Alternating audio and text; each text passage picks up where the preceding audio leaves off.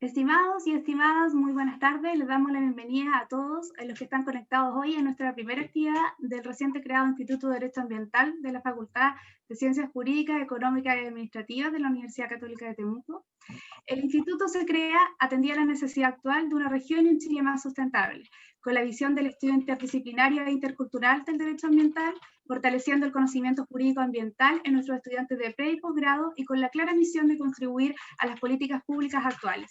El día de hoy, nuestro tema será el recurso hídrico. En nuestra visión interdisciplinaria se abordará por medio de profesionales de dos áreas, desde las ciencias y el derecho.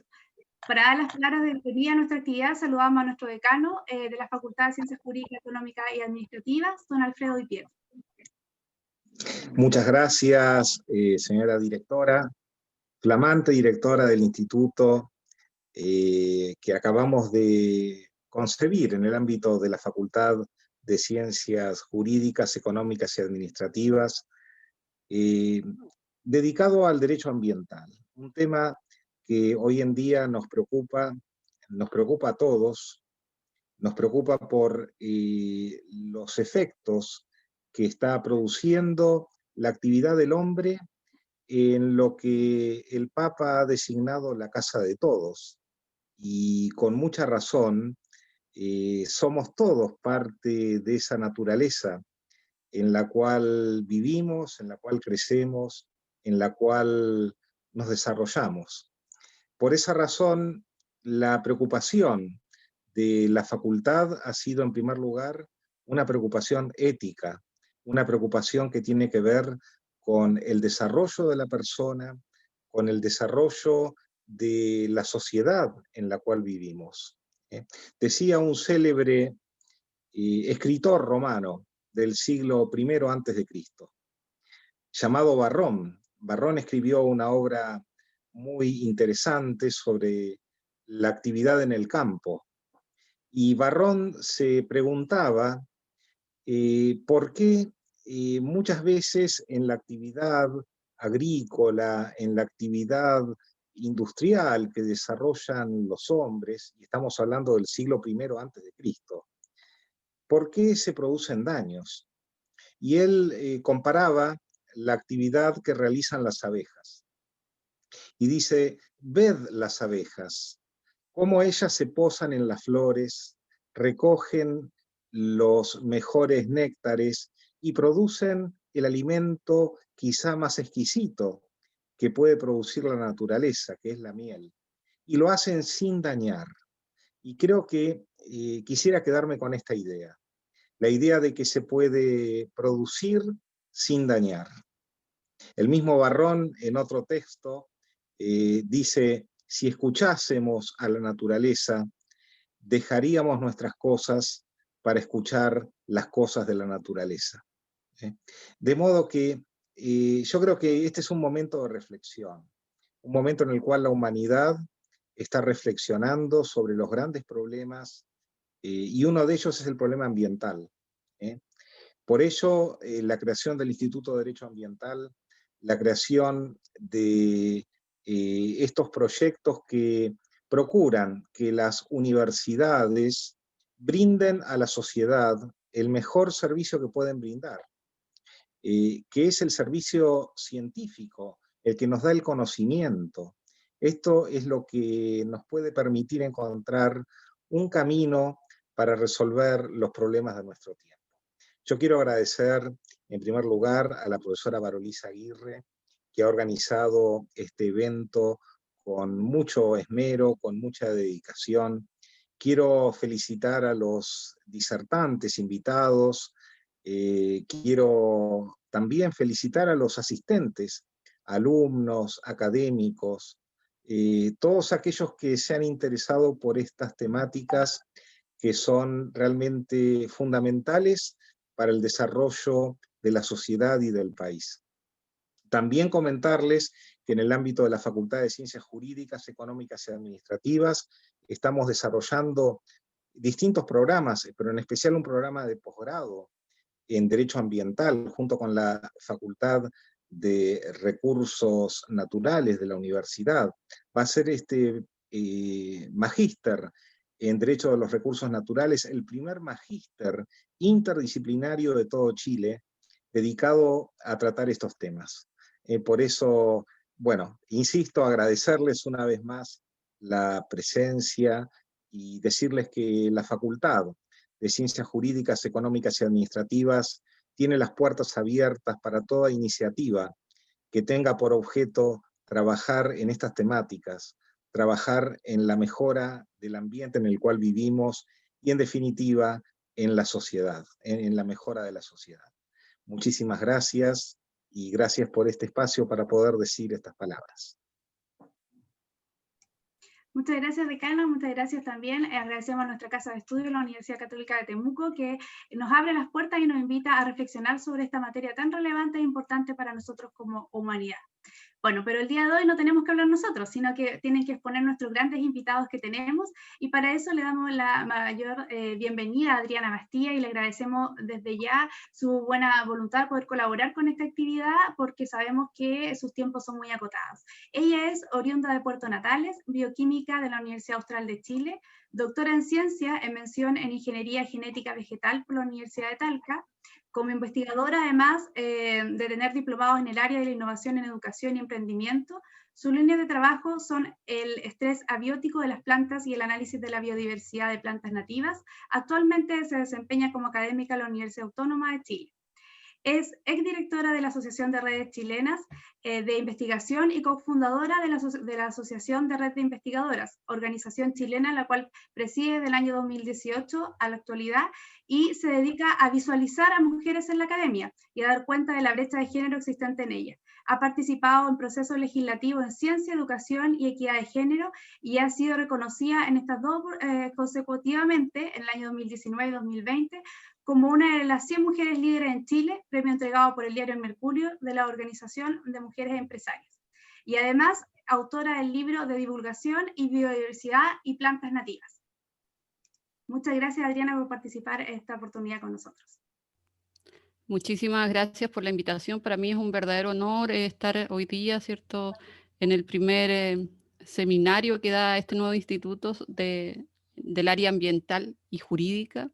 Contarles que en lo personal muy contenta, mi hermana estudió Derecho en la universidad, así que es bastante especial estar hoy día aquí. Así que voy a compartirles pantalla. Ay, pero estoy inhabilitada. Ahora. Ahora sí, vale.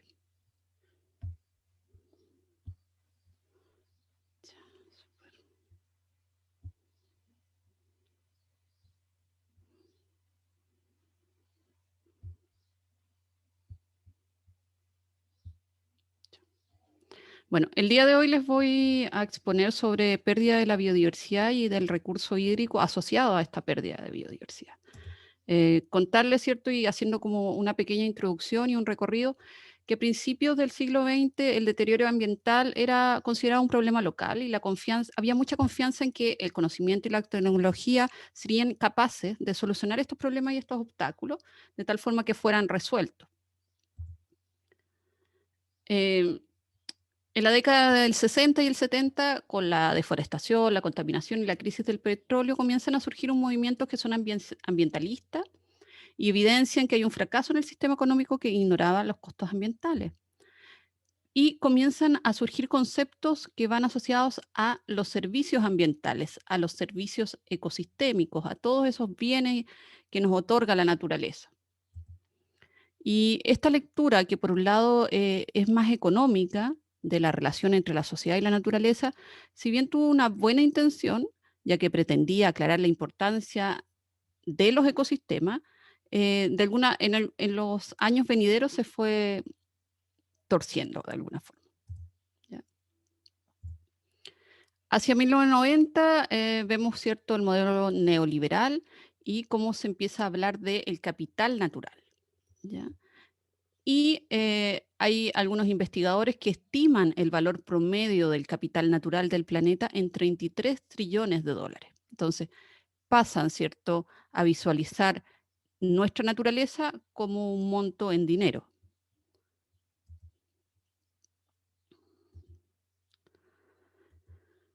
En Chile, en general, ¿cierto? Y en varios otros países latinoamericanos, las políticas tienen un énfasis en esta expansión del capital y en la competencia, donde hay cierto comunidades locales que quedan inmersas, pero que sufren una gran cantidad de desventajas que son competitivas, como la carencia de capital, ¿cierto? La carencia de dinero, la escasa capacidad de influir en la política pública, más en países centralizados, como lo que ocurre en Chile, y una condiciones de producción poco favorables, ¿cierto? Donde están lejos del mercado, suelos muchas veces que quedan infértiles y donde prevalece una gestión privada frente a la pública, favoreciendo principalmente intereses particulares a corto plazo.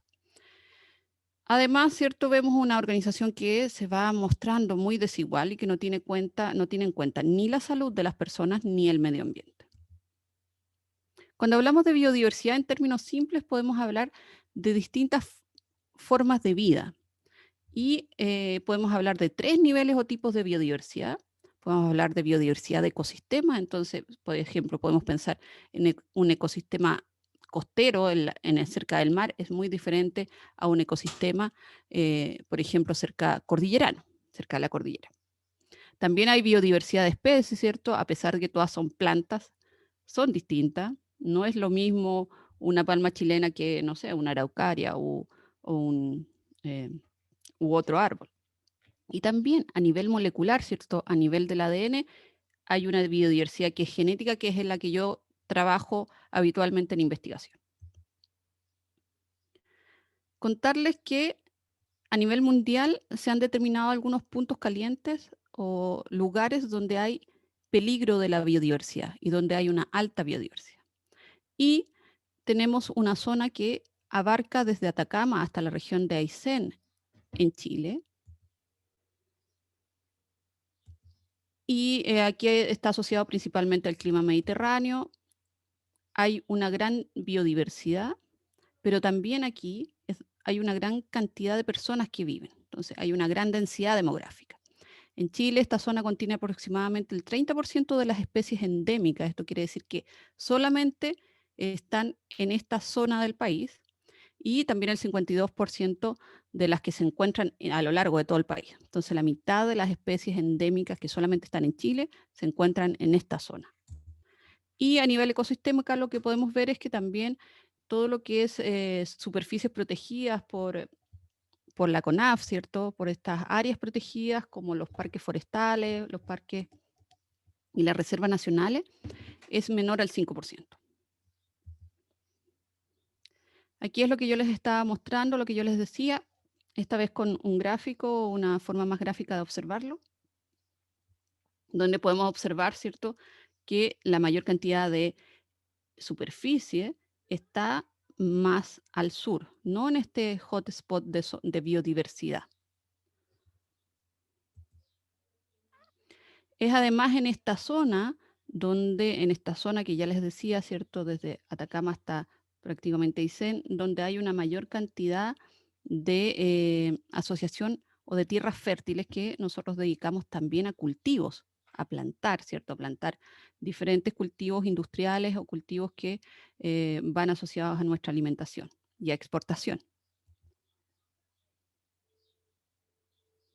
Si lo vemos con el número de predios y superficie asociado de acuerdo a cada región, lo que nosotros observamos, y se los voy a mostrar aquí, es que en cuanto a número de predios, la más alta cantidad está entre el Ñuble y Biobío, ¿cierto? Y también, por cierto, en la región de la Araucanía. Y esto se condice también con la superficie silvagropecuaria que está utilizada en hectáreas, seguida por la región de el Maule y la región de los ríos. Si bien hay otras regiones como la de los lagos, donde hay menos cantidad de predios, pero sí observamos una mayor superficie, predios más grandes. Si nosotros vemos la superficie según el uso de suelo, vemos que, y esto es solamente un ejemplo porque lo voy a enfocar a cómo monocultivos son o han permitido la pérdida de biodiversidad en Chile. Y nosotros vemos que las plantaciones forestales es un ejemplo de estos monocultivos y observamos nuevamente que son o que están presentes en Ñuble y Biobío y la Araucanía. En 1973 se crea la Corporación Nacional Forestal, más conocida con las siglas CONAF en Chile, ¿cierto? En 1974 se genera el Decreto Ley 701, que prometía, por un lado, recuperar suelos degradados, ¿cierto? Prometía generar una industria forestal, satisfacer la demanda interna de madera, disminuir la tala de bosque nativo y una mayor cantidad de empleo. ¿Qué subsidió el Decreto Ley 701? En un principio, el 75% del valor de la forestación y del manejo, además de una rebaja de impuestos a la renta asociada a los futuros ingresos y una exención de impuestos territoriales e inexpropiabilidad de los terrenos, ¿ya? Luego, en 1977 y 1979 se privatizan las celulosas Arauco y Constitución, pasan a manos del Grupo Angelini y además emerge, ¿cierto?, con mucho más fuerza lo que era la corporación, la compañía manufacturera de papel y carbón del Grupo Mate, con la Forestal Mininco. En 1998 hay un cambio, hay una refocalización que se hace en el gobierno de Frey, ¿cierto?, a pequeños y medianos propietarios forestales, y se aumenta este decreto ley con la ley 19.561 por 15 años más, ¿ya? Va a estar vigente 15 años más. En el año 2010, bajo el primer gobierno de Sebastián Piñera, este decreto ley aumenta o se mantiene se prorroga durante 2 años más con la ley 20.488.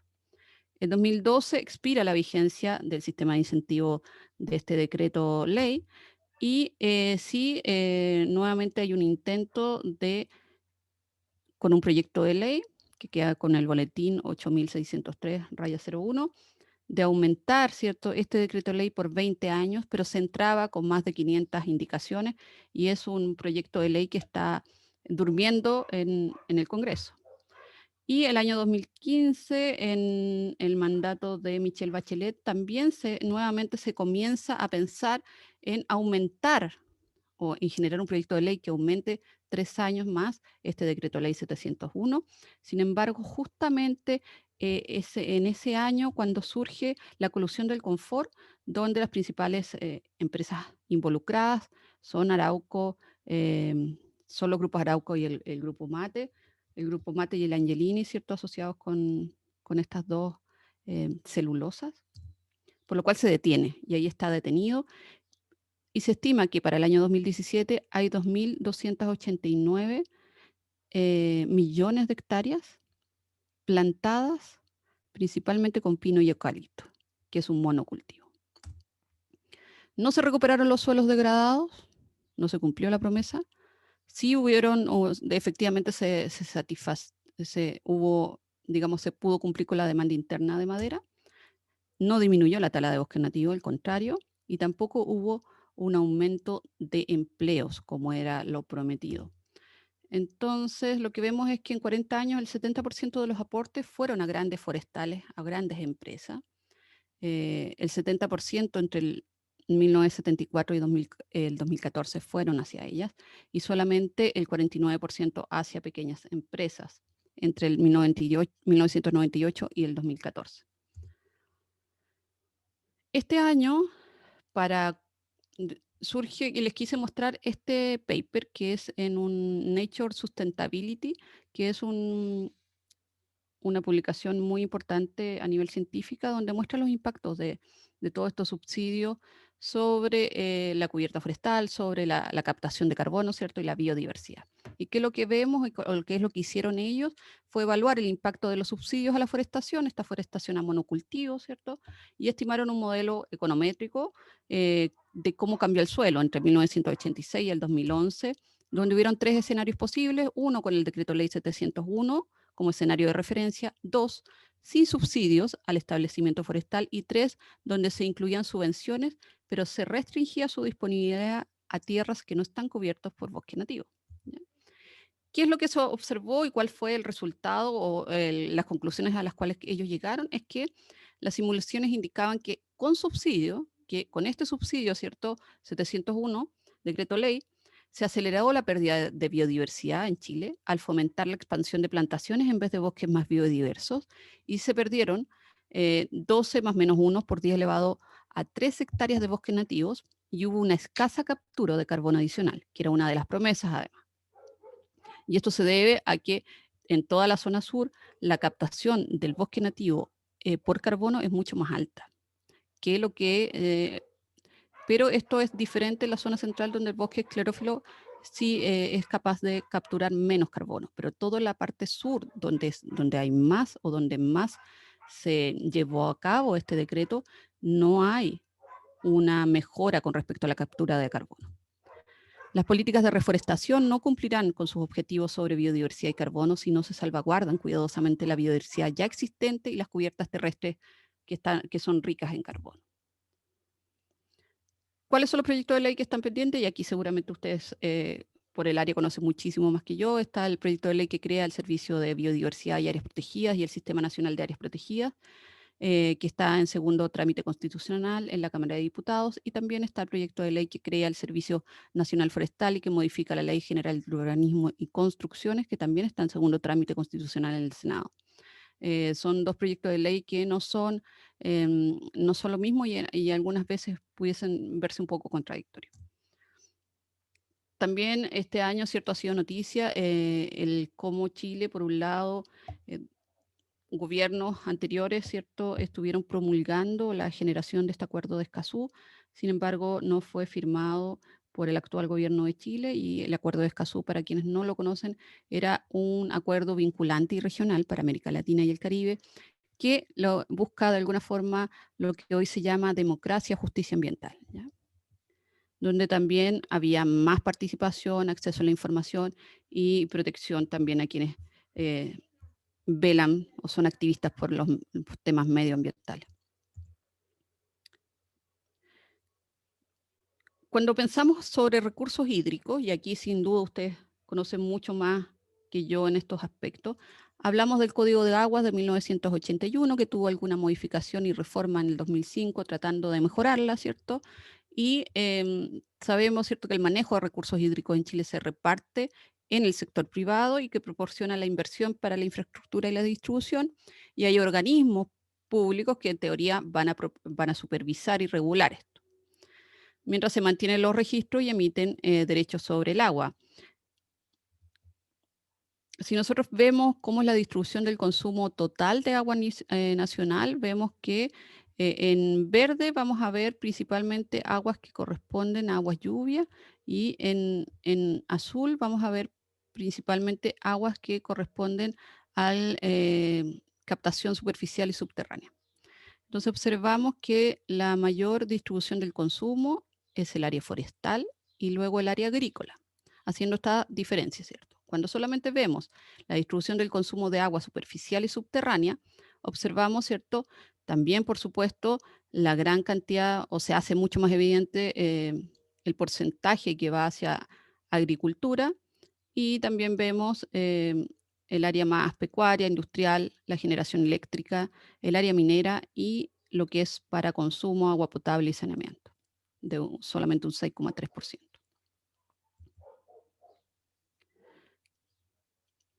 Bueno, contarles, ¿cierto?, que a principios del año 2019 se creó una comisión investigadora, ACONAF, por el cambio de uso de suelo del bosque nativo en la zona central.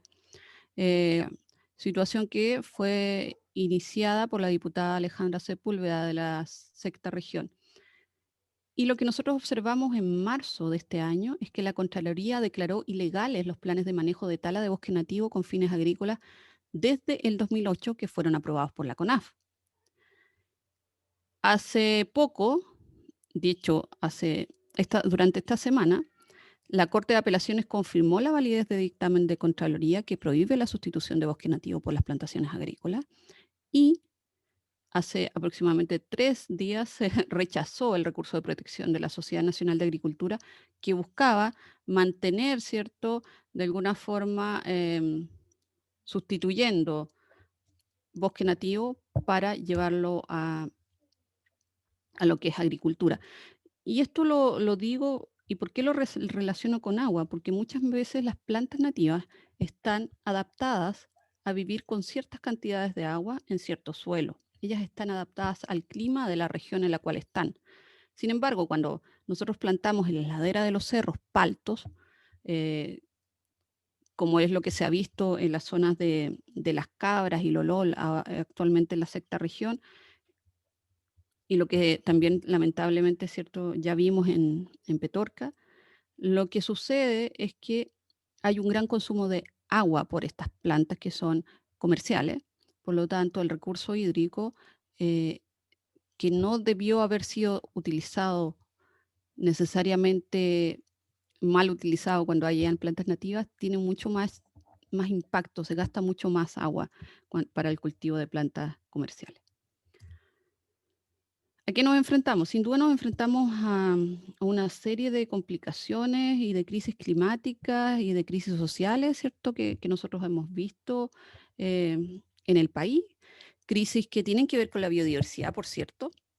Recordemos que el COVID-19, que nos tiene en Chile al menos confinados aún a muchos o con teletrabajo, se da por una zoonosis. ¿Qué quiere decir esto? Es una transmisión de una enfermedad desde los animales hasta los humanos. Cuando hay pérdida de biodiversidad y nosotros cada vez, ¿cierto?, vamos de alguna forma invadiendo territorio que eran o que siempre han sido de otros animales y de otras especies, nos enfrentamos a microorganismos con los cuales nunca nos hemos enfrentado. Entonces hay que tener ojo con el tema de la biodiversidad y también de las enfermedades emergentes que van a surgir sin duda en estos años. Nos enfrentamos a una crisis climática donde hay una explosión demográfica, hay muchas personas que vivimos en el mundo, ¿cierto? Hay una urbanización con tasas exponenciales, yo le mostraba toda la zona central donde hay más biodiversidad, es donde más personas viven en Chile.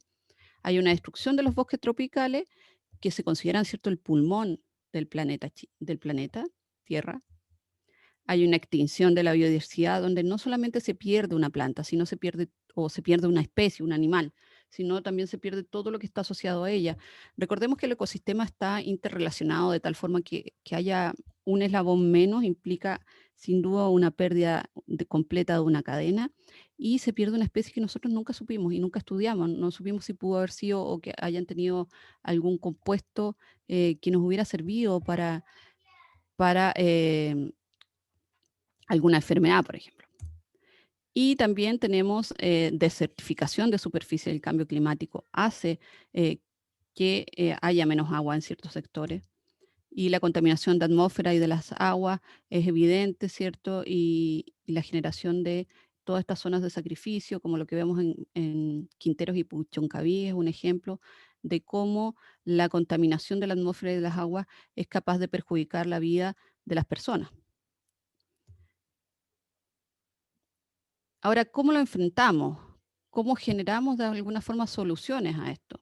Y de allí la importancia de la creación del instituto. Por un lado, ¿cierto?, tenemos que cambiar nuestras ideas y nuestros anhelos fundamentales con respecto al progreso y las metas de desarrollo. Y tenemos que tener una actitud crítica frente al principio de rendimiento y rentabilidad, ¿cierto? Donde se piensa que el crecimiento económico es ilimitado y de que siempre tenemos que elevar nuestro nivel de vida.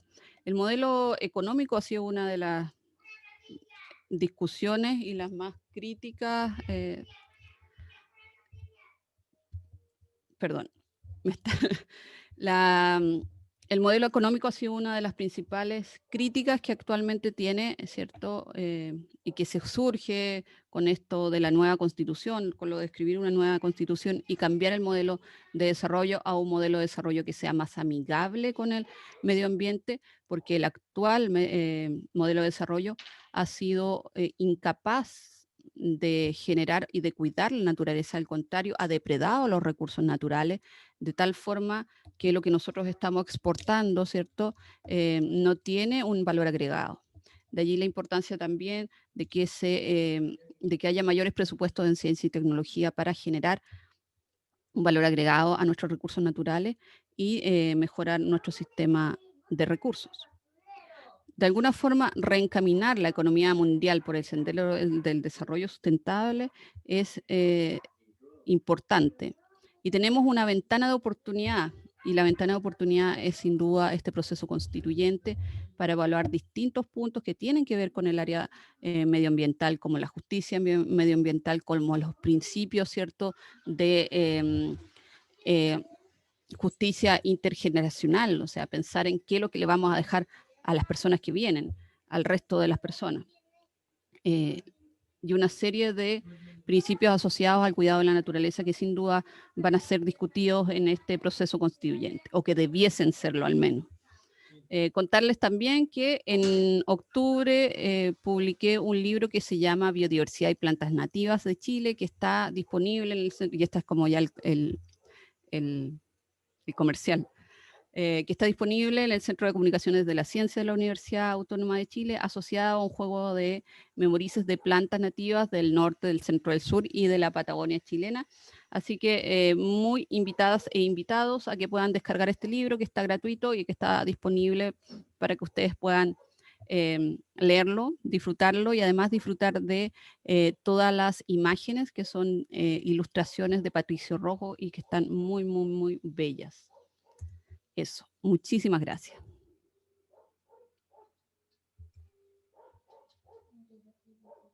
Muchas gracias, Adriana, por tu exposición. Vamos a compartir este libro con el link en el instituto, porque me parece súper importante la educación ambiental.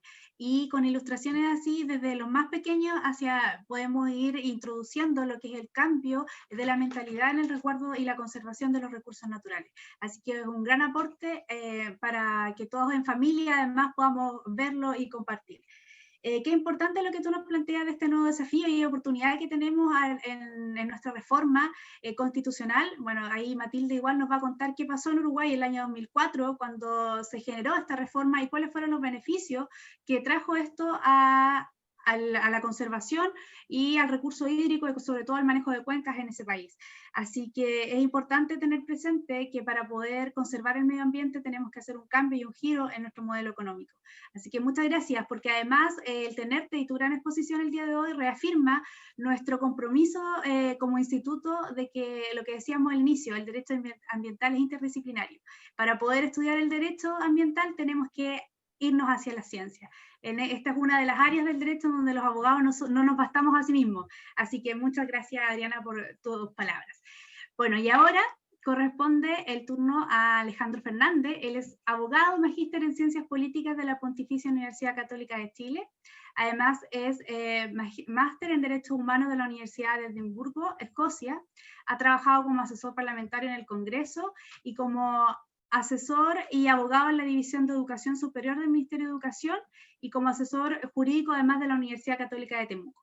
Actualmente es secretario general de la Universidad Católica de Temuco. En el ámbito académico ha ejercido la docencia en las áreas del derecho público y derecho constitucional, en las facultades de Ciencias Sociales y Humanidades y Ciencias Jurídicas, Económicas y Administrativas de esta misma casa de estudio. Además, forma parte del cuerpo docente del Diplomado en Derechos Humanos para Educadores en Contexto Intercultural, que dicta la Universidad Católica de Temuco en alianza con el Instituto Nacional de Derechos Humanos. Bienvenido, Alejandro, él es de la casa, así que nada más que decir, ya puedes compartir tu presentación.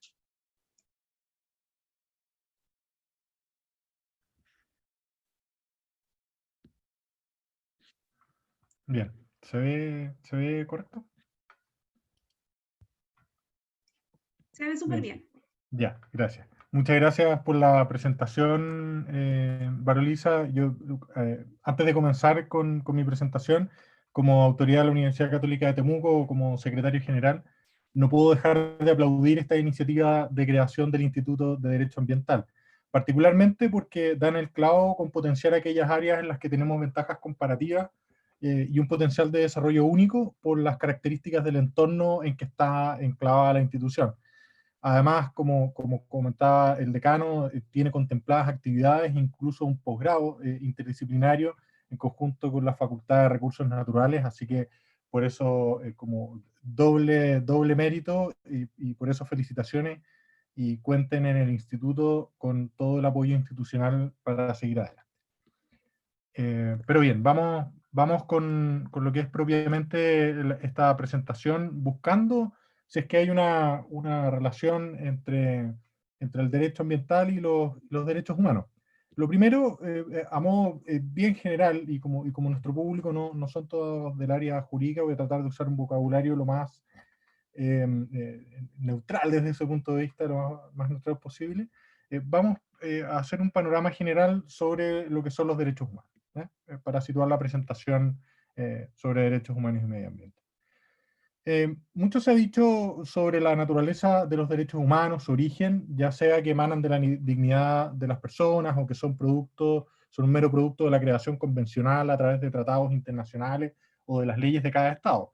Pero para estos efectos, por lo pronto, digamos que el régimen moderno de protección de derechos humanos y sus diversos sistemas regionales, el europeo, el africano, el interamericano, surgen para establecer un régimen de derecho para su protección y para la promoción de las relaciones amistosas entre las naciones. Eso es el origen, digamos, práctico de por qué tenemos o varios sistemas regionales de protección de los derechos humanos. Y en este sentido, entonces, ¿qué son los derechos humanos? Siendo una de las principales fuentes de los derechos humanos el derecho internacional. ¿Qué diferencia el derecho internacional de los derechos humanos del resto del derecho internacional? Bien. El derecho internacional se construye a partir de obligaciones y derechos en que los obligados y los titulares son determinados estados respecto de otros. En definitiva, cuando hablamos de derecho internacional, en términos generales, por supuesto, estamos hablando de obligaciones interestatales. En contraste, en el derecho internacional de los derechos humanos, los estados se obligan a sí mismos, no respecto de otros estados. Obviamente hay obligaciones respecto de otros, pero no es lo central, sino que lo central son obligaciones que los estados a las que se comprometen respecto de sus propios habitantes. Voluntariamente deciden limitar su poder en favor de individuos o grupos de individuos que habitan en su territorio, quienes pueden reclamar luego judicialmente aquello a lo que los estados se comprometieron. Entonces la pregunta que surge es, si los tratados contienen obligaciones de los estados respecto de las personas, ¿qué tiene que ver el medio ambiente en todo esto? ¿Ya? Lo que es una pregunta muy válida, y podríamos partir viendo las principales fuentes del derecho internacional de los derechos humanos, qué contienen, o si contienen algo, estos instrumentos del derecho internacional de los derechos humanos en materia de medio ambiente. Y partamos, aquí hay una pequeña selección de los más relevantes, por supuesto que hay muchos más, pero por ejemplo, la Declaración Universal de los Derechos Humanos, que es el documento seminal del cual empiezan a generarse el resto de los instrumentos, no hace ninguna referencia explícita, más allá de reconocer que existe una relación de las personas con un territorio, ¿ya? No hay una referencia explícita al medio ambiente, pero sí los seres humanos existen en un territorio, se relacionan con él, y además existen deberes sociales que se tienen respecto a la comunidad, ¿no es cierto? Luego, los dos grandes pactos internacionales de derechos humanos, que son el de derechos civiles y políticos, y el de derechos económicos y sociales y culturales, tienen también algunos elementos. Por ejemplo, en ambos casos se consagra el derecho a la libre determinación de los pueblos, ¿ya? Pero esto está esencialmente enfocado desde el punto de vista de la explotación de la naturaleza, pues plantea que los pueblos, para el logro de sus fines, pueden disponer libremente de sus riquezas y recursos naturales, ¿ya? Sin perjuicio de otras obligaciones que derivan de la cooperación internacional, etcétera, etcétera. Entonces, es un derecho en lo que respecta al medio ambiente, esencialmente enfocado en la explotación. En este mismo sentido también lo entienden los comentarios generales que emiten, o que han emitido los cuerpos creados para la supervisión y seguimiento e interpretación de estos tratados.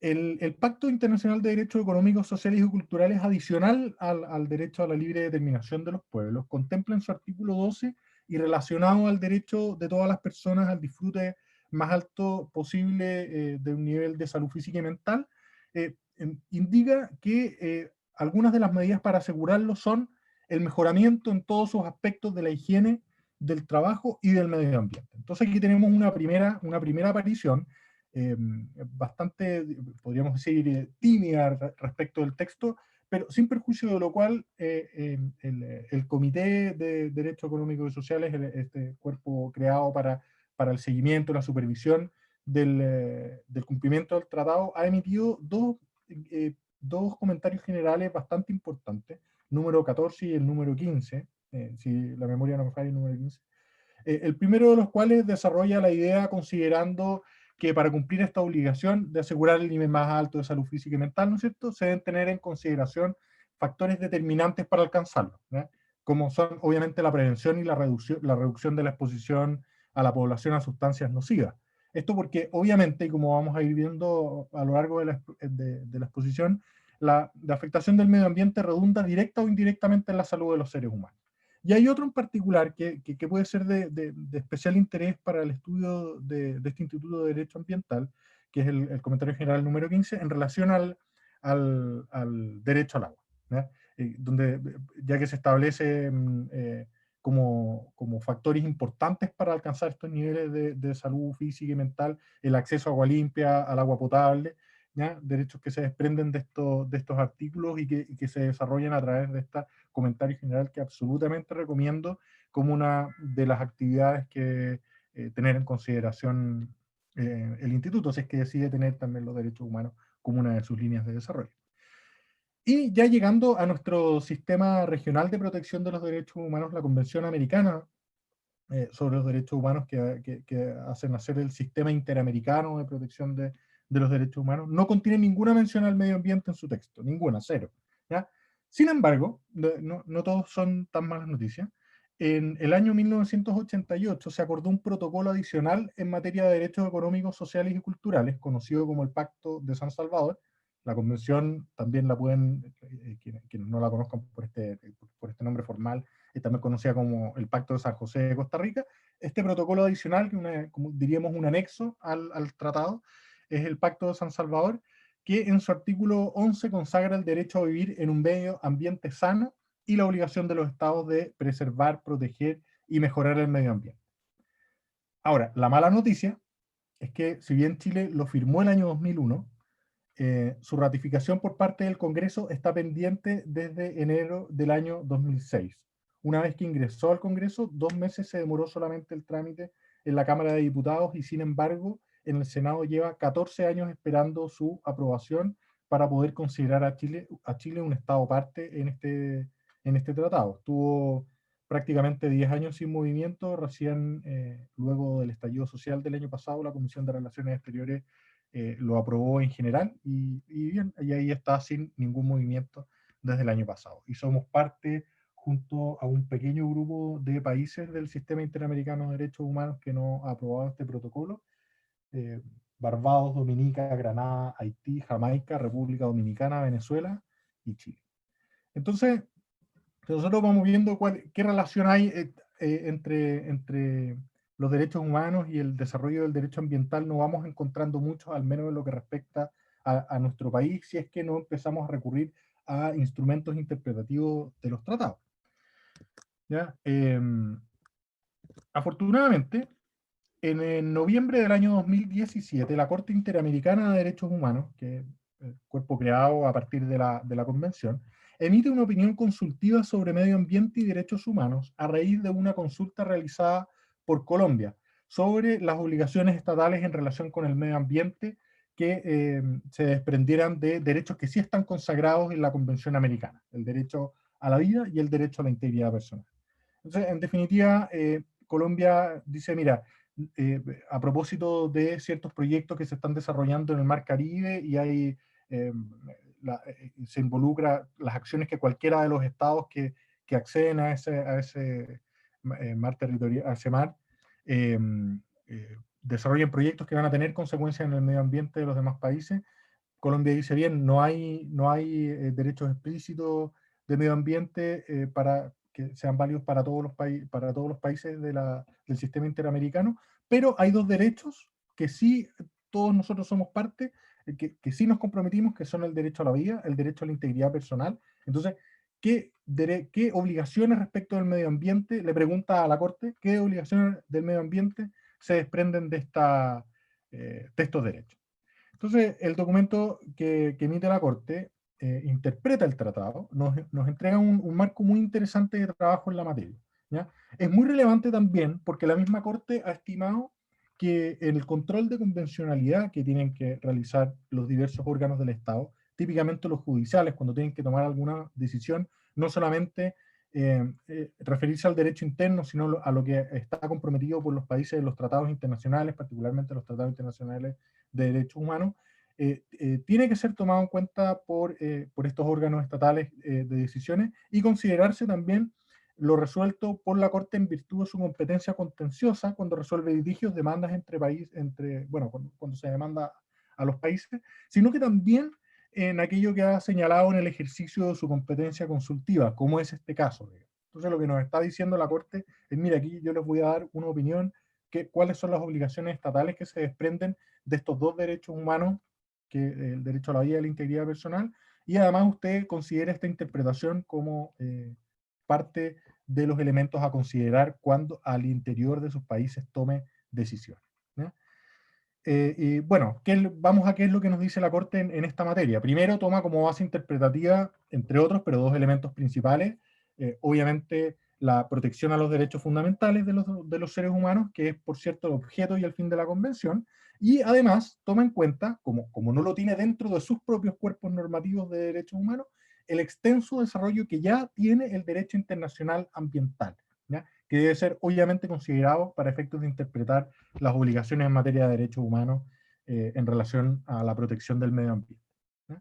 Luego, bueno, hace un razonamiento en torno a cuál es la relación entre los derechos humanos y el medio ambiente, y declara que hay una relación innegable. Digamos, en el fondo no se pregunta, ¿hay una relación? Declara de inmediato, hay una relación innegable entre la protección del medio ambiente y la realización de los derechos humanos, ya que la degradación ambiental, y ya se había mencionado anteriormente, y el cambio climático afectan el goce efectivo de los derechos humanos, ¿ya? Para que vean, esto no estaba preparado, pero esto es muy congruente.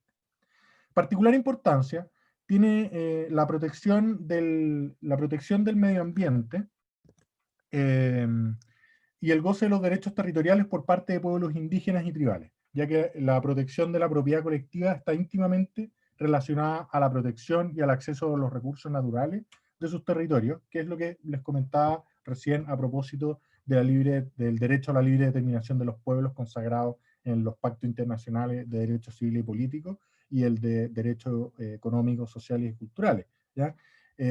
También, nuevamente, a propósito de la inauguración de este instituto y el lugar privilegiado en el que está instalado la Universidad Católica de Temuco, nuevamente, medio ambiente, derechos humanos, pueblos originarios, son líneas de trabajo y de investigación que definitivamente creo que son muy importantes de desarrollar, particularmente por esta universidad, este instituto. Bueno, muchos derechos fundamentales obviamente presuponen para su ejercicio la existencia de una calidad de medioambiental mínima, digamos, es lógico. Y la Corte también mira qué es lo que ha ocurrido en otros sistemas de protección de derechos humanos que van en el mismo sentido. El sistema europeo ha dicho también que la degradación del medio ambiente puede dar lugar a violaciones de derechos humanos, a la vida, a la propiedad, el respeto a la vida familiar. El sistema africano también, por su parte, sostiene que un medio ambiente satisfactorio y favorable al desarrollo está estrechamente relacionado con los derechos económicos y sociales. Y bueno, el sistema interamericano, aunque no aplica para Chile, digamos, en lo estrictamente comprometido, tenemos el protocolo de San Salvador, que consagra directamente, ya decíamos, el derecho a vivir en un medio ambiente sano, ¿eh? No como documento obligatorio, pero sí la Declaración Americana sobre los Derechos de los Pueblos Indígenas, que consagra el derecho a vivir en armonía con la naturaleza y un ambiente sano, seguro, sustentable.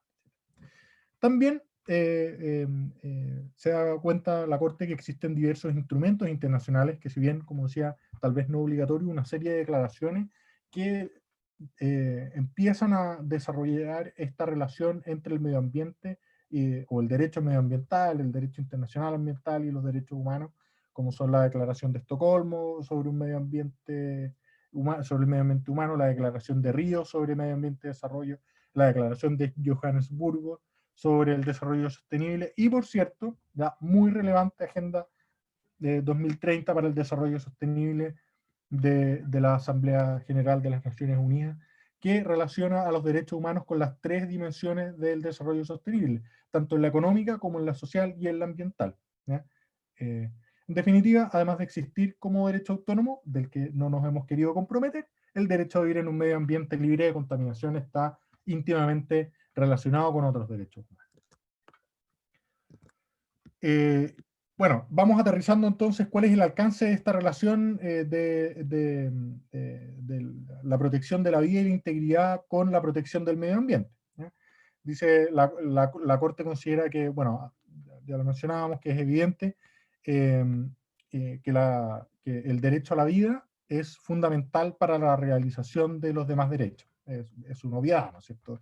Sin respetar, si se nos viola nuestro derecho a la vida, se acabaron los demás derechos. Por lo tanto, los estados no solamente tienen que asegurar que nadie sea privado de la vida, sino que además se deben adoptar todas las medidas apropiadas para proteger y preservar ese derecho a la vida. Y la integridad física y psíquica requiere además de ciertas precondiciones para una vida saludable, que es lo que se relaciona con el acceso a la alimentación, al agua. Entonces, ¿qué ocurre si la contaminación limita la disponibilidad o la calidad de la alimentación o la vida? Pues lo que vamos a ver es que se van a afectar estos derechos. Se va a ver afectado el derecho a la vida, se va a ver afectado el derecho a la integridad física, psíquica, moral, ¿ya? Por lo tanto, los estados deben abstenerse de cualquier práctica que deniegue o restringe el acceso a requisitos por una vida digna, y además, obviamente, debe abstenerse de contaminar ilícitamente el medio ambiente, ¿ya? Finalmente, vamos viendo cuáles son, porque establece ciertas obligaciones ya más concretas, ¿ya?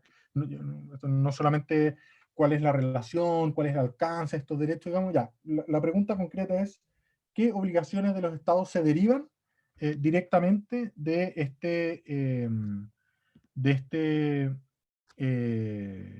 estos derechos consagrados, de estos derechos humanos consagrados en los tratados internacionales?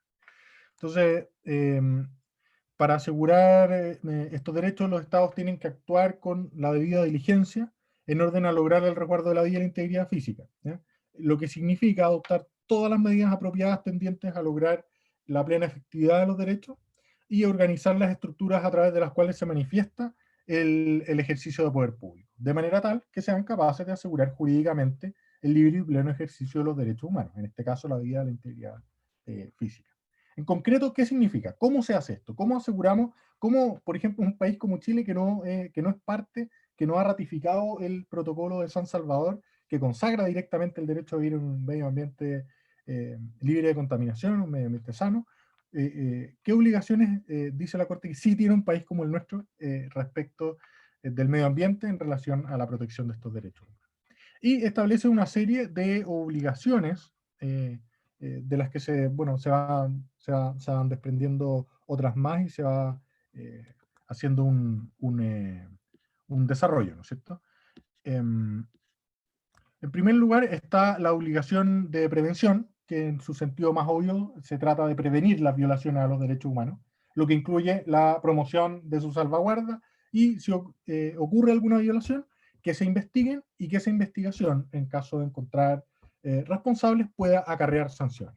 Entonces, en definitiva, la obligación de prevención consiste en velar porque las actividades realizadas dentro de la jurisdicción de un Estado o bajo su control no causen daños al medio ambiente, ¿ya? ¿A qué medio ambiente? A la tierra, al agua, a la atmósfera, a la flora, a la fauna, ¿ya? Sin distinción.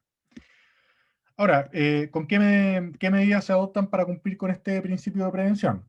Pues regular aquellas actividades que tienen riesgo, que pueden significar daños para la salud de las personas, establecer mecanismos para supervisar y fiscalizar estas actividades, ¿ya? Que pueden producir daño al medio ambiente y por lo tanto a la salud de las personas o a su vida, y establecer mecanismos que permitan investigar, sancionar y reparar posibles abusos. También requerir y aprobar estudios de impacto ambiental, que es una manera central en el derecho ambiental nacional, ¿no es cierto? ¿Ya? Estudio de impacto ambiental, bueno, tiene una serie de condiciones que hacerse antes de la actividad por entidades independientes, que consideren la participación de las personas involucradas, respetar tradiciones y cultura de los pueblos indígenas, etc. También establecer planes de contingencia para hacer frente a incidentes de contaminación y en caso de que se produzcan, mitigarlo, ¿eh?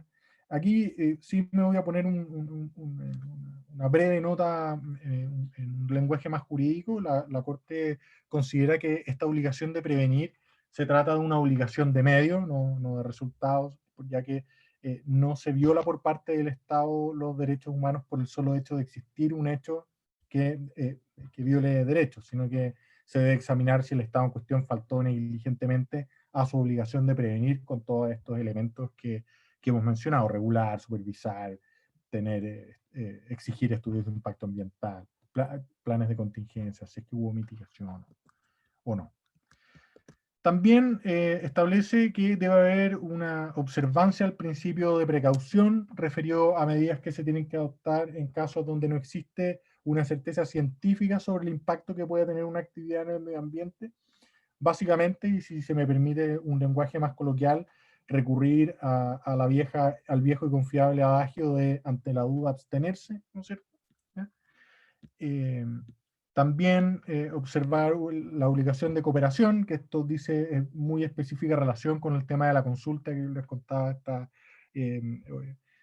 proyectos que se desarrollan en el Mar Caribe, entonces se refiere a la cooperación internacional en caso de proyectos o incidentes, no solamente proyectos previos que puedan provocar contaminación transfronteriza, lo que incluye obviamente deberes de notificar, de consultar, de negociar, de intercambiar información entre los distintos estados involucrados en el evento. También obligaciones de procedimiento, y estas son particularmente interesantes porque involucra obligaciones digamos, derechos humanos procedimentales que están consagrados en los tratados comúnmente de derechos civiles y políticos, que cobran especial relevancia cuando estamos hablando del derecho medioambiental, como son el derecho a la información, el derecho a la participación pública en el sentido de permitir a las personas formar parte del proceso de toma de decisiones y no solamente quienes opinen, quienes participen, lo mencionábamos en la primera obligación de prevenir, sean escuchadas y de esa manera poder exigir responsabilidades de las autoridades públicas en la adopción de decisiones, lo que conocemos como el famoso accountability, ¿verdad? Y finalmente, y como es lógico, el derecho al acceso a la justicia, en este caso en materia ambiental, ¿ya?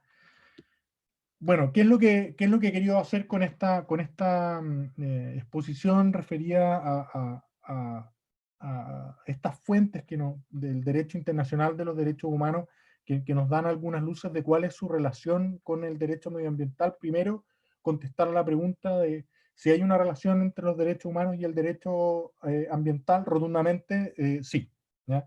Definitivamente una pertinente y relevante línea de investigación a explorar por el Instituto de Derecho Ambiental, puesto que, bueno, perdón por ser majadero, pero una de nuestras líneas de lo que tratamos de fomentar institucionalmente es que se desarrollen aquellas áreas que nos van a permitir tener un desarrollo diferenciado, digamos, no hacer lo mismo que hace todo el resto, sino que ocupar aquellas ventajas de nuestro entorno que nos van a permitir desarrollar de manera exitosa líneas propias.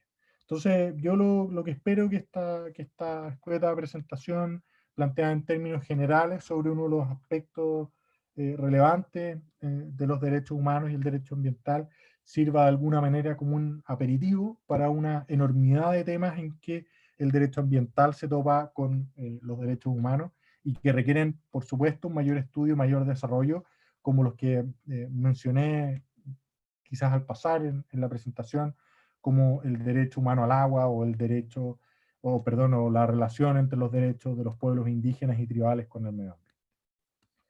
Así que, bueno, eso es. Muchas gracias por la oportunidad de traer a este instituto, al derecho ambiental, poder proponer una perspectiva de derechos humanos que quizás se torne en una línea de investigación y trabajo a considerar, si lo tiene a bien la directora. Muchas gracias, Alejandro. Por supuesto, todas las líneas de investigación están abiertas para este instituto y sobre todo aquellas que dicen relación con poder destacarnos y hacer algo diferente. Es muy interesante la relación que usted tiene de los derechos humanos con el medio ambiente.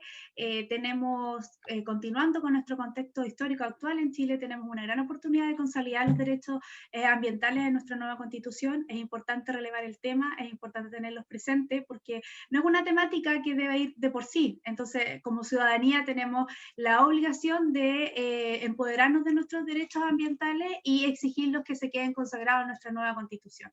Te agradezco también las palabras como autoridad de la Universidad Católica de Temuco.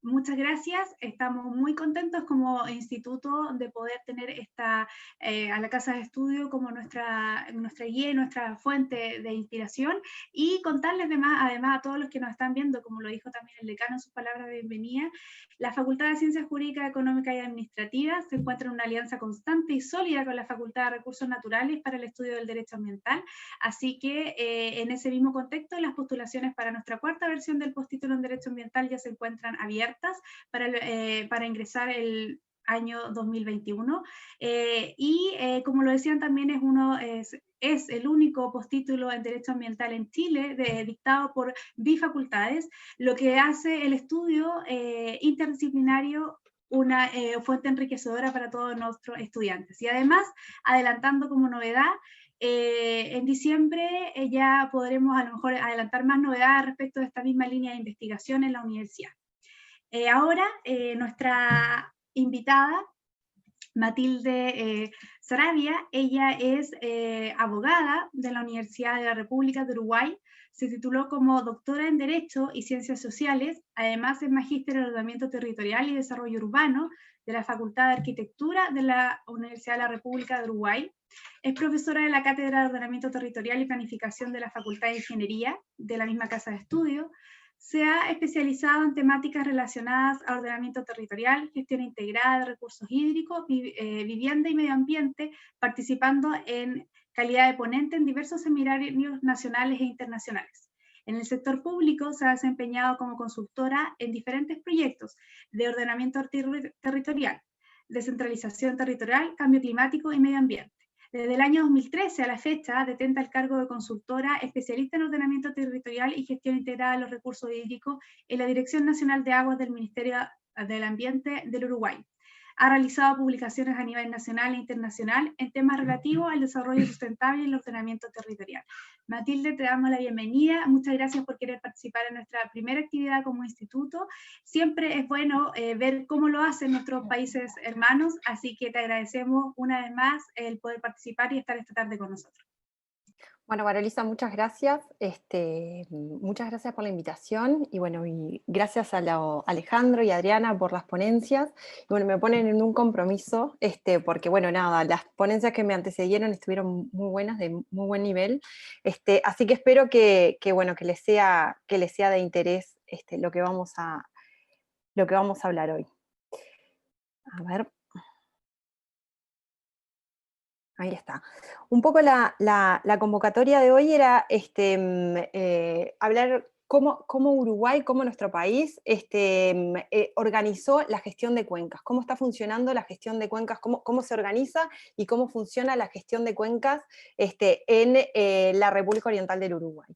Entonces, para eso me parece interesante contarles un poco los antecedentes, cómo llegamos a la gestión integrada de cuencas, por decirlo de alguna forma, a lo que nosotros entendemos como nuestra política nacional de aguas, y nos vamos a detener a analizarla a través de tres elementos principales. Uno, la cuenca hidrográfica, comunidad de planificación y gestión. En segundo lugar, la nueva institucionalidad, cómo impactan esta política nacional de aguas y este concepto de cuenca hidrográfica, comunidad de planificación y gestión en la institución, en la institucionalidad que regula los recursos hídricos, y después a través de las herramientas, ¿no? Los planes de cuenca como herramientas principales en esta gestión integrada de recursos hídricos o política nacional de aguas, como le llamamos. Y luego vamos a cerrar con algunas reflexiones finales. Nuestro punto de partida, o para poner un punto de partida a nuestro proceso de regulación de las cuencas hidrográficas en nuestro país, es en el año 2004 la reforma de la Constitución. Bien a cuento, porque bueno, ustedes están transitando un proceso de reforma constitucional que se visualiza como una oportunidad, como decían y reiteraron, y son bastante entusiastas, para poder a nivel, constitucional recoger principios que, bueno, que sirvan de paraguas para poder después bueno, regular a nivel legal y administrativo la gestión de los recursos hídricos, ¿no? Un poco de historia, ¿cómo surge? Lo interesante de esta reforma de la Constitución que tuvo lugar en el año 2004 es que surge de una preocupación social, de un movimiento social que empieza, bueno, que surge principalmente por una preocupación sobre las privatizaciones que se venían generando en la década del 90, sobre el servicio de agua potable y saneamiento, ¿no? La prestación del servicio de agua potable y saneamiento fueron objeto, como decíamos, a principios de los 90 y a finales en una oleada, y a finales de los 90 en una segunda oleada, de concesión a personas privadas para prestar este servicio de agua potable, sobre todo en el departamento de Maldonado, que es bueno, asiento de uno de nuestros principales balnearios, Punta del Este. Con esa preocupación como objetivo, como principal motivador, se creó, varias organizaciones sociales crearon lo que se llamó la Comisión Nacional en Defensa del Agua y la Vida, que fue un movimiento que bueno, se propuso, más allá de este concreto, de sensibilizar a la población sobre la importancia o sobre la preocupación que tenía a través por estas privatizaciones, bueno, hacer una campaña de sensibilización y de poner en la agenda los temas vinculados a la gestión de los recursos hídricos. En octubre del año 2004, en conjunto con elecciones nacionales, se plebiscita la reforma del artículo 47 de la Constitución y tiene un respaldo del 64% de la población, un amplio respaldo para lo que son, en términos comparativos, una reforma de este talante. ¿Qué es lo interesante de esta reforma constitucional? Bueno, que le da estatus constitucional, pone en nuestra principal norma jurídica conceptos que redimensionan la gestión del agua, ¿no? Se consagra, hablábamos de derechos humanos más temprano, bueno, se consagra el acceso al agua potable y al saneamiento como un derecho humano fundamental en el paradigma que Alejandro estaba mencionando, ¿no? Como un derivado del derecho a la vida. La cuenca hidrográfica, este artículo 47 consagra texto expreso que la cuenca hidrográfica es la unidad de planificación y gestión de los recursos hídricos. Por otra parte, se posicionan a los usuarios y a la sociedad civil en un lugar estratégico en la gestión y en la planificación de los recursos hídricos. Se establece que usuarios y sociedad civil deben participar en la gestión, en la planificación y en el control de los recursos hídricos. Tiene una concepción, introduce una concepción holística de la gestión del agua, porque la vincula a la protección del medio ambiente, al desarrollo sostenible, introduce el concepto de ciclo hidrológico como un elemento necesario o un elemento a tener en cuenta en esta política nacional de aguas. Y ya pasando a temas más institucionales y derivados de esta preocupación que les decía que fue motivo de este movimiento, bueno, los servicios de agua potable y saneamiento únicamente por prescripción de nuestra Constitución pueden ser prestados por personas públicas estatales. Las aguas pasan al dominio público estatal. Antes el dominio de las aguas estaba en relación con la propiedad de la tierra, sin embargo ahora todas las aguas, más allá de los permisos o concesiones que se hagan para el uso del agua, bueno, las aguas son del dominio público estatal.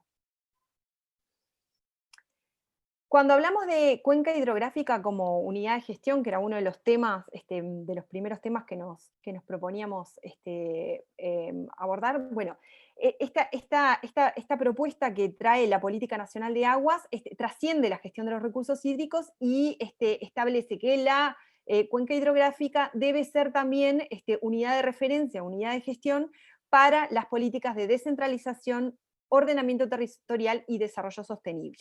Ahí vemos una visión, ahí vemos uno de los conceptos de la gestión integrada como que se cuela en la concepción de lo que es la gestión de las aguas en nuestro país. La cuenca hidrográfica, como todos sabemos, o como como se desprende del concepto de gestión integrada de recursos hídricos, es el territorio donde se vincula la gestión del agua y la gestión del suelo, que es fundamental a la hora de pensar en una gestión de los recursos hídricos. La gestión del suelo, la regulación de las actividades del suelo impactan directamente en la cantidad y en la calidad de agua. Hoy es un tema que ya es indiscutible. Entonces, bueno, la cuenca hidrográfica se visualiza como ese punto de encuentro. Para la administración de la cantidad de agua en nuestro país, la cuenca hidrográfica como unidad de gestión no le era ajeno, ¿no? Desde que se estructuró nuestro sistema de administración de cantidad de agua, sobre todo, bueno, la cuenca hidrográfica siempre ha estado presente, ¿no? Como una forma de entender el comportamiento del recurso hídrico nacional. Entonces esto lo vemos en nuestro sistema de codificación de los recursos hídricos, ¿no? Nosotros tenemos un sistema de codificación anidado que parte de las 6 principales cuencas de nuestro país: la cuenca de la Laguna Merín, la cuenca del Océano Atlántico, la cuenca del río Santa Lucía, Río de la Plata y Río Negro, y cuenca del río Uruguay, y a partir de ahí las cuencas de segundo grado y de tercer grado bueno, se van mapeando en relación a las primeras, ¿no? a estas cuencas principales. Por otra parte, el otorgamiento de los derechos de uso de agua, o sea, la administración de la cantidad de agua, también está entendida en lógica de cuenca. Y aquí tenemos que, como principal concepto para determinar el otorgamiento del derecho de uso de agua, es la cantidad de agua disponible en una cuenca hidrográfica determinada, ¿no? Entonces, si hay agua disponible, siendo que solicitudes que fueron registradas con anticipación no comprometieron la totalidad de la cantidad de agua de una cuenca determinada, bueno, la administración está en condiciones de habilitar otros permisos de uso de agua. Por otra parte, la estructura de la administración de los recursos hídricos, las oficinas regionales que tienen, o la pata territorial, digamos, por decirlo de alguna forma, de esta administración de los recursos hídricos, bueno, también se tiene como referencia a la cuenca hidrográfica. Y para finalizar, tenemos lo que son las juntas asesoras de riego, que son ámbitos que nuclean a personas que ostentan el derecho de uso de agua, que están registrados a los usuarios formales del agua, y que asesoran a la administración de las aguas en relación a futuros otorgamientos de uso de agua, o en situación de conflictos, bueno, se pactan turnos en situación de riesgo, de compromiso del recurso, como puede ser una situación de sequía, bueno, se pactan turnos, se acuerdan disminución de uso del agua, del caudal a usar, y bueno, y otros temas. Esto ha sido históricamente la gestión de las aguas a nivel de administración de los recursos hídricos, ¿no? Entonces, cuando tenemos el artículo 47 de la Constitución, aparece en el año 2004 y posteriormente en el año 2009 la Ley de Política Nacional de Aguas, y pone estos conceptos tan gruesos como es bueno, la gestión integrada de los recursos hídricos, que la cuenca tiene que ser,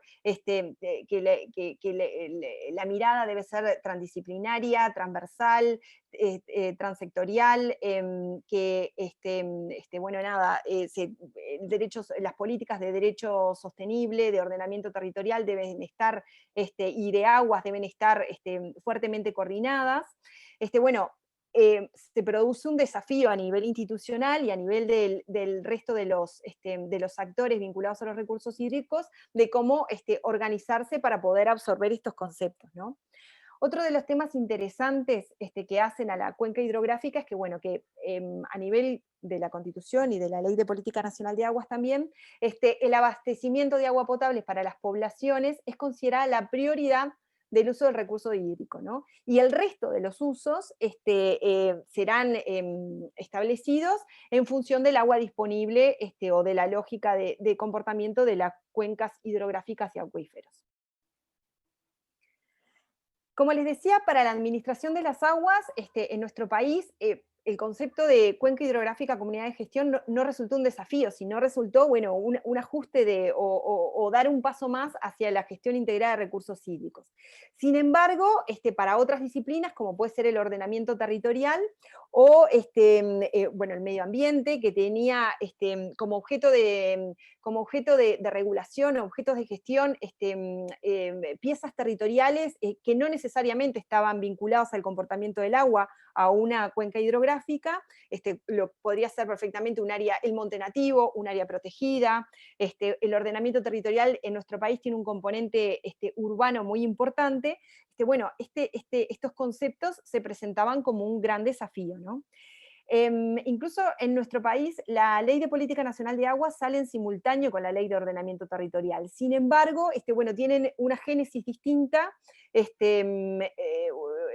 Como decía, la Ley de Política Nacional de Aguas viene de un movimiento social, la Ley de Ordenamiento Territorial desde la academia, por una movilización fuerte, un impulso fuerte desde la Universidad de la República. Entonces, bueno, esa oportunidad de sanción conjunta, bueno, no se aprovecha en este sentido. Entonces, a partir de esa fecha, esta parte, hemos tenido fuertes desafíos para coordinar la gestión de todos estos, la gestión ambiental, de ordenamiento territorial y de la gestión integrada de recursos hídricos, ¿no? Sin embargo, tenemos bueno, interesantes ejemplos de coordinación de estas políticas, como puede ser en la cuenca del río Santa Lucía, que es fuente de agua potable del área metropolitana, donde bueno, se coordinó o se realizaron grandes esfuerzos para coordinar el plan de cuenca, la elaboración del plan de cuenca del río Santa Lucía, un instrumento que tenía específicamente el objetivo de proteger la protección de la calidad ambiental de la cuenca, y los programas de ordenamiento territorial que se venían desarrollando. Laguna del Cisne, el gráfico que ven es un ejemplo de Laguna del Cisne, y también tenemos a Laguna del Sauce, que es fuente de agua potable de nuestro principal balneario, que es Punta del Este.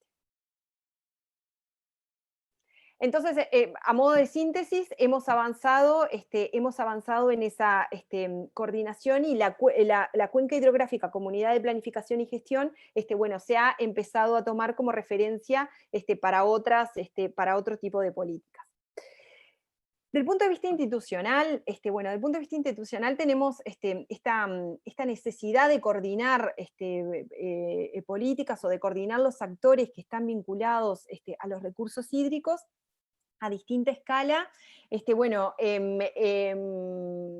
trae como consecuencia de que se crea a nivel legal una nueva institucionalidad que refiere a la gestión y la planificación hídrica, ¿no? Y que tiene escala nacional, regional y local, que son el Consejo Nacional de Agua, Ambiente y Territorio, un ámbito de escala nacional, el Consejo Regional de Recursos Hídricos, a escala regional, y las comisiones de cuenca y acuíferos, ¿no? Algo interesante para decir en este tema es que, bueno, los consejos o la mirada regional de nuestro país a esta escala tiene una concepción geopolítica bien interesante, porque las tres grandes regiones coinciden con las tres grandes cuencas internacionales transfronterizas, ¿no? Entonces, a partir de ahí, desde esa concepción internacional, porque como sabemos, los recursos hídricos no respetan límites administrativos, jurídico-administrativos, ni políticos. Entonces, bueno, a partir de ahí se construye esta nueva, reconociendo transnacionalidad, bueno, se construye esta institucionalidad para bueno, gestionar y planificar los recursos hídricos nacionales, ¿no? Estos, como habíamos dicho también, estos ámbitos está previsto de que estén integrados por los usuarios y la sociedad civil, ¿no? Como protagonistas necesarios para la construcción de las políticas públicas nacionales a nivel regional y local. ¿Qué son los consejos regionales de recursos hídricos y las comisiones de cuenca? Bueno, son órganos asesores de la autoridad de agua. Son de integración tripartita, como decíamos, gobierno, usuarios y sociedad civil, son representativos, no es un ciudadano a título personal, sino colectivos que representen la voz de un grupo de ciudadanos, o de un grupo de productores, o de un grupo de la academia, están presididas todos por el Ministerio de Ambiente a través de la Dirección Nacional de Aguas, y tiene una secretaría técnica y se apoyan las unidades técnicas de las instituciones miembros, ¿no? El trabajo no es una institución en paralelo, sino que se prevé que el trabajo salga de las instituciones, de los ministerios, organismos, gobiernos departamentales, municipios, o sea, que los propios técnicos que están en otros temas destinen esfuerzos a alimentar el trabajo de estos ámbitos, ¿no? Las competencias básicamente, como decíamos, es asesorar a la autoridad de aguas en el control de los recursos hídricos, en la gestión de los recursos hídricos y recursos naturales asociados, por supuesto, y el principal aporte, o el más importante y en el que nos encontramos abocados en este momento, es a apoyar en la elaboración de los planes de cuenca que vamos a hablar más adelante. Hoy por hoy tenemos constituidos los 3 consejos regionales y 13 comisiones de cuenca y acuíferos, que están mapeadas en el gráfico que presentó en la diapositiva. Bueno, estos ámbitos son una oportunidad para posicionar a los actores, una oportunidad institucional para posicionar a los actores en un lugar estratégico en temas de gestión de recursos hídricos, ¿no? Está también nuestra Política Nacional de Aguas, recoge ese peso y contrapeso de derechos, importantes derechos, el derecho a participar, el derecho humano fundamental al acceso al agua potable y de saneamiento, pero como contrapartida, importantes obligaciones también, como ser, el abstenerse de ocasionar daños, entre otros, ¿no? El derecho de participación se consagra a texto expreso y se detalla, el alcance, y posteriormente se regula, cómo va a estar organizada esta participación. Bueno, y en tercer lugar, lo que queríamos compartir era, los planes de cuenca, ¿no? ¿Qué son los planes de cuenca? Los planes de cuenca son los instrumentos más importantes para transitar la gestión integrada de recursos hídricos a nivel local y a nivel regional, ¿no? A partir de la sanción del Plan Nacional de Aguas, que fue en el año 2007, nos habilitó un paraguas conceptual bien interesante para poder desarrollar a escala local los planes de cuenca y los planes regionales.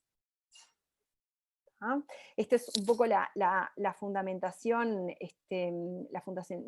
fundamentación conceptual de los planes de gestión integrada de recursos hídricos en nuestro país, y el Plan Nacional de Aguas nos mandata a elaborar estos planes.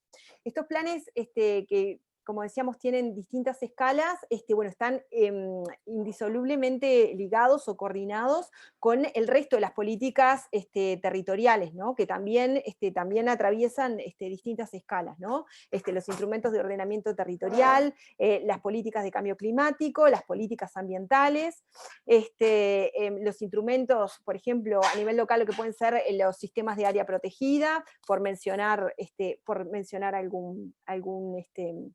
alguna herramienta ambiental específica, ¿no? Y bueno, y son los planes de cuenca los instrumentos idóneos para hacer las coordinaciones necesarias a nivel de territorio que nos mandata bueno, la Constitución, la Ley de Política Nacional de Aguas y el resto de ese principio de coordinación que se cuela hoy por hoy en todas las políticas territoriales. Bueno, son precisamente los planes de cuenca los instrumentos que habilitan esa coordinación. Rápidamente, algunas reflexiones para conversar después en la etapa de respuestas, en la etapa de preguntas, pero seguramente en otras instancias. Bueno, la gestión de cuenca implica un desafío de superar la gestión tradicional de las aguas, ¿no? El suelo y los recursos hídricos desde una perspectiva territorial e intersectorial. La organización institucional de los estados no responde a la estructura natural del territorio, ¿no? Y tampoco contempla la interrelación entre el suelo y el agua, ¿no? Y Uruguay no es una excepción. En ese sentido tenemos muchísimos desafíos. Tenemos un sólido marco normativo institucional de rango constitucional y legal que habilita la gestión de cuencas. Eso no es menor. Ustedes abogados o estudiosos de la gestión de las aguas pueden rápidamente comprender que no es un tema menor, pero no solamente con eso alcanza, ¿no? Bueno, el artículo 47 de la Constitución, esta reforma que yo les mencionaba, tiene un potencial importante para impactar en esa necesaria gestión integrada, ¿no? Transversalidad, transsectorialidad, y en los desafíos que nos habilita la gestión que nos pone en la agenda, la gestión integrada de los recursos hídricos en materia de políticas territoriales, ¿no?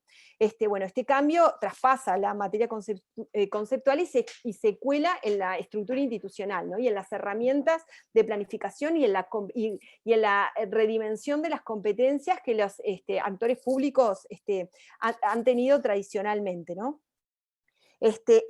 Como decíamos, esta gestión de cuencas es un concepto nuevo para la administración de las políticas territoriales, pero no lo es para la administración de las aguas. Entonces el desafío radica más para la administración de las aguas, cómo coser los vínculos con el resto de las políticas territoriales. Y para el resto de las instituciones con ascendencia en temas territoriales, bueno, cómo incorporar el tema de las aguas a su agenda.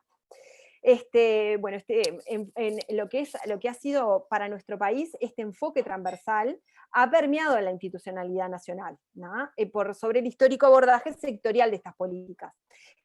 Hay estructuras de coordinación, como ya mencioné, las comisiones de cuenca y los consejos regionales, pero hay otras también. Estas son específicas de los recursos hídricos.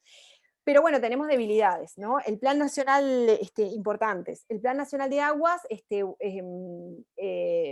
establece como debilidad en la parte, en los asuntos críticos, a nivel de gestión o de institucionalidad, bueno, tenemos una estructura y capacidad técnica y operativa que no está adaptada a los nuevos requerimientos. Entonces, bueno, ahí técnicos que son de la vieja escuela o estructuras o burocracias que no nos permiten rápidamente acompañar estos requerimientos, ¿no? O estos conceptos nuevos de trabajo que fueron impuestos por la necesidad de cambiar el paradigma de gestión, ¿no? Porque no estaba resultando.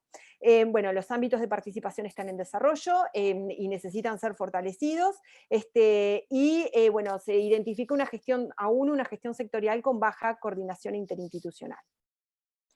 Para terminar, me gustaría decir lo siguiente, más ustedes que están transitando bueno, un proceso de cambio, de un camino hacia cambios institucionales importantes. No hay fórmulas sacramentales,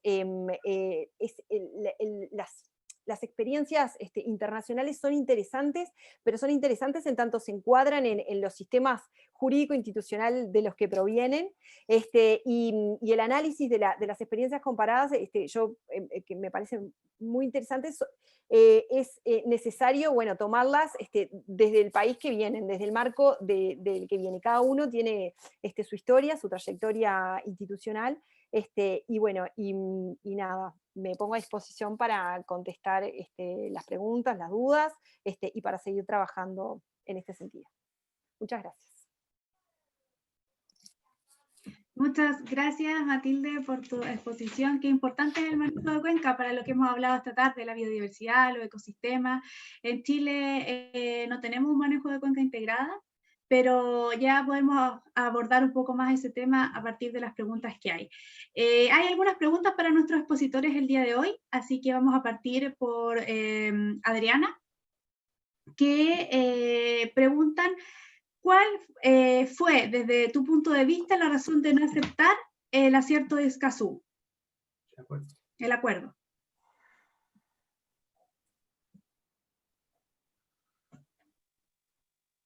¿No se escucha la Adriana, sí? Ahí sí. Ahí sí. Ahora sí. Con respecto al acuerdo de Escazú, nosotros podemos ver cuáles son las razones que dio el gobierno en un documento de 12 páginas que redactaron el Ministerio de Relaciones Exteriores y el Ministerio de Medioambiental. Y lo que tú observas principalmente son 4 aspectos que están interrelacionados y que están asociados con esta obligatoriedad que tenían ciertos principios del acuerdo. Lo que dice el gobierno, dice que estos principios van a generar de alguna forma incertidumbre jurídica, ¿ya? Que van a generar problemas con respecto a nuestra justicia medioambiental interna, que nos exponemos a conflictos internacionales y que todos sus principios y normas son muy ambiguos, en especial lo que corresponde a la tutela y a la salvaguarda de los defensores de los derechos humanos del medio ambiente, y que eso pondría en desmedro a otros activistas de derechos humanos. Esas son las razones que da el gobierno. Ahora, si personalmente creo que el hecho de que el acuerdo de Escazú pusiese el tema de la justicia ambiental y que tuviera de alguna forma estándares más altos de justicia ambiental, eso era, y que por lo tanto nuestras leyes debiesen ajustarse a esos estándares, a mí me parecía un avance. Sin lugar a dudas, yo no veo, lo que yo veo aquí es una incongruencia entre un gobierno y otro de la misma persona, del mismo presidente además, que no genera, que genera un acuerdo, pero finalmente no lo firma. Y sin duda creo que lo que más conflictúa ahí es el tema de los defensores medioambientales. Creo que esa fue la principal razón por la cual simplemente no quisieron firmarla. Recordemos casos como el de Macarena Valdés, se me viene a la mente, o las amenazas a las personas que trabajan en Modatina, que tiene que ver, que son un movimiento que trabaja por el agua en Chile.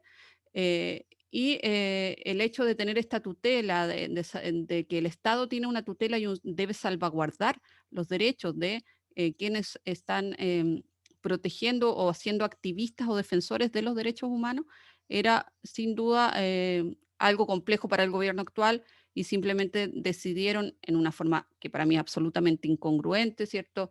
Y que no tiene una concordancia con la política internacional que estaba llevando el país, decidieron simplemente no firmar. Dentro de los 15 países que firmaron, siempre se ha comentado que hay países que tenían leyes con estándares donde se debía avanzar mucho más con el acuerdo, y sin embargo igual lo firmaron. Y tiene que ver también con darse cuenta de que realmente estamos en una crisis climática, que es una crisis que no solamente es un cambio climático, estamos en una crisis climática y que se requieren medidas y ajustar las leyes a lo que realmente nosotros necesitamos, y por otro lado, generar políticas públicas que vayan hacia la salvaguarda del medio ambiente, donde la implementación de estas políticas públicas sean reguladas y donde haya realmente un resguardo de que se genere el diseño, ¿cierto? Que cómo se diseñaron estas políticas finalmente sea realidad, y no se dejen o la implementación no sea lo totalmente rigurosa que debió haber sido con respecto a esto. Pero con respecto al acuerdo de Escazú, eso, creo que el tema de la salvaguarda de los defensores de los derechos del medio ambiente fue el principal escollo por el cual el gobierno no firmó este acuerdo. Muchas gracias, Adriana, por tu reflexión. Alejandro, también hay una consulta de los participantes para ti que dice, ¿qué pasa con derechos de las comunidades indígenas por las que quieren pasar las líneas de transmisión eléctrica de centrales de paso? Relacionada un poco con el tema de los derechos humanos. Sí. Es una muy buena pregunta de la que lamentablemente no puedo dar una respuesta tan específica por el caso a caso, porque para cada caso hay que estudiarlo en particular. Pero sí, ojalá pueda aportar algunos criterios, algunos lineamientos. Mira, en primer lugar, un muy buen amigo, un querido amigo, en un libro a propósito del proceso constitucional, manifestaba una idea que era que la forma es el fondo. Y quizá con esto voy a tocar alguna fibra de los amantes del derecho procesal. Pero básicamente el tener un procedimiento claro a seguir y efectivamente seguirlo cuando es completo, cuando es claro, cuando cumple con todos los estándares, ya estamos hablando en abstracto, se transforma en el fondo, porque cuando tienes un procedimiento cuyo objetivo, y está bien diseñado para esos efectos, es proteger los derechos de las personas de los impactos ambientales, como es el caso, seguir ese procedimiento se transforma en la protección misma. Ahora, conforme a lo que expuse hace un ratito atrás, hay que tener siempre muy presente que para efectos de la protección, en este caso de los derechos de comunidades indígenas, por donde quieren pasar, derechos de paso, su protección no se agota solamente en los procedimientos establecidos para, por ejemplo, los estudios de impacto ambiental o el desarrollo de proyectos con impacto ambiental. Hay que tener siempre en consideración, particularmente en el caso de los derechos humanos, que los tratados internacionales o todo, en general las fuentes, particularmente los tratados internacionales sobre derechos humanos, están incorporados, de los que somos parte, por cierto, están incorporados en nuestra legislación, son parte de nuestras leyes que son exigibles en los tribunales. Por lo tanto, qué sé yo, el reglamento de aplicación de las centrales de paso no es lo único que hay que mirar. Tienes que, obviamente, mirar las leyes internas que están sobre eso, por cierto, los derechos que están consagrados en la Constitución, y de todas maneras, y los tribunales están obligados a eso, a revisar lo que mencionaba, la Convención Interamericana sobre Derechos Humanos, el Convenio 169, la Declaración Americana sobre los Derechos de los Pueblos Indígenas y Tribales, etcétera, etcétera, etcétera. Y obviamente todos los derechos de los que serían. Particularmente en este caso, lo que ha dicho la Corte, tanto en sus resoluciones de asuntos contenciosos como en las opiniones consultivas. Eso hay que tenerlo en consideración siempre. No se agota. Primero, seguir los procedimientos. Eso, asegurarse, eso es de base. De ahí para arriba. Asegurarse que los procedimientos establecidos en el derecho interno se sigan. Luego, seguir sobre eso, incorporar aquellas obligaciones en materia de derechos de pueblos indígenas, de derechos humanos en general, tener especial consideración a la opinión consultiva de esta Corte que da varias luces en esta materia, y lógicamente examinar si es que nuestras normas de derecho interno se adecúan a aquellos compromisos internacionales en materia de derechos humanos que tienen un más alto rango.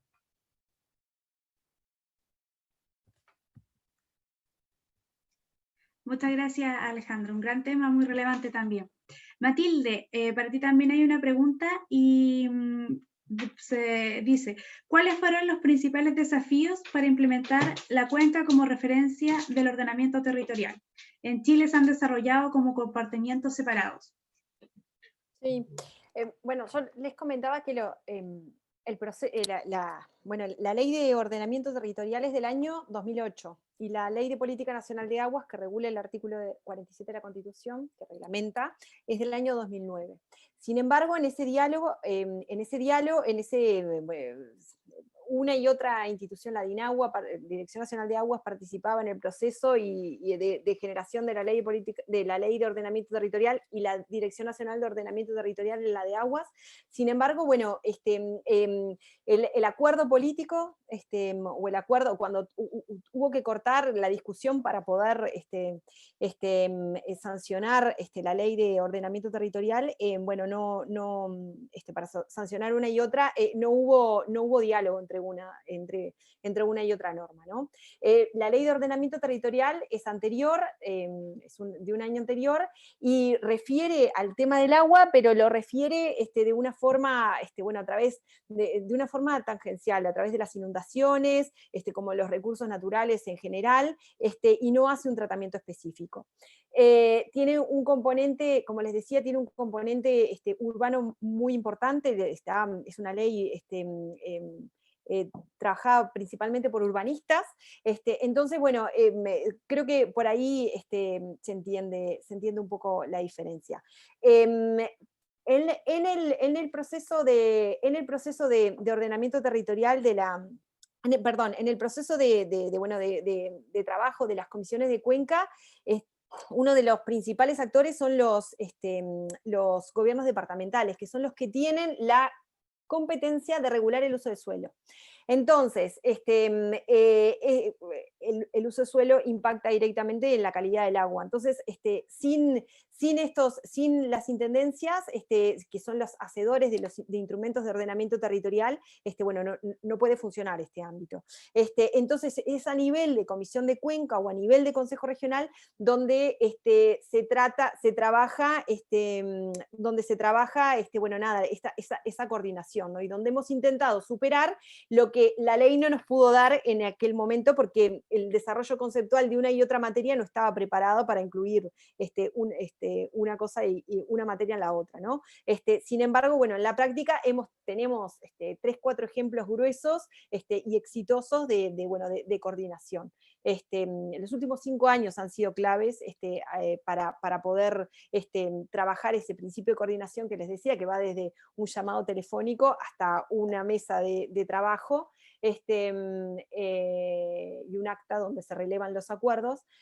Bueno, en los últimos 5 años han sido claves en ese sentido. Muchas gracias, Matilde, muchas gracias a todos.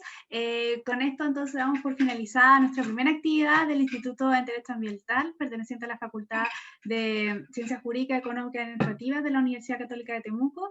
Muchas gracias a todos los que nos han visto en vivo el día de hoy, son más de 60 personas. Muchas gracias también a nuestros expositores, grandes expositores el día de hoy, que dan el puntapié inicial para futuras actividades. Gracias por darse el tiempo y por querer participar de esta iniciativa que, como les decíamos y lo hemos recalcado a lo largo de esta jornada, se trata del estudio del derecho ambiental desde la interdisciplina. Así que muchas gracias a todos y nos estaremos encontrando en próximas actividades. ¿Alguno quiere decir algo? ¿Alguno de los invitados? ¿Palabras finales? Solamente agradecer la invitación. Oh, perdón, también. Matilde. No, lo mismo iba a decir, habla por mí. No. Igualmente, agradecer la invitación, un honor estar en esta primera actividad del Instituto. Muchas gracias.